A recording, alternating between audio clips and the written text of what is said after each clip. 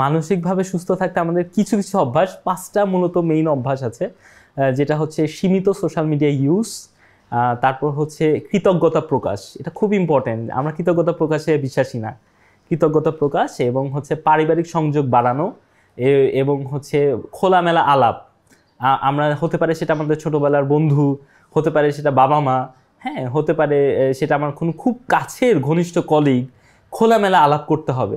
এবং আরেকটা যে ব্যাপারটা আছে সেটা হচ্ছে আপনারা সবসময় জিনিসটা খেয়াল রাখবেন, ঘুম ও গোসল এটা যেন পারফেক্ট হয়। গরমকালে আমরা যখন প্রচুর গরম পড়ে, আমরা কাজের কারণে হয়তো বা আজকে গোসলটা মিস হয়ে গেছে, আমি পরে নো, সকালে উঠে একটা শাওয়ার নেবেন, ফ্রেশ একটা গোসল, এবং খাওয়া দাওয়া 3 বেলা 3 টাইমে করবেন। যেহেতু আমরা বাঙালি ফুডটাই আমাদের মেইনলি ভালো, হেলদি ফুড, এবং ফলমূল খাওয়ার অভ্যাস রাখবেন। এটাতে হয় কি, ব্রেন এবং একটা যেই আমাদের ব্রেন এবং শরীর দুইটা কিন্তু আলাদা জিনিস, মানসিক এবং শারীরিক, এই দুইটার জন্য কিছু ভেজিটেবল, কিছু ফলমূল আছে, সেটা খুব প্রয়োজন।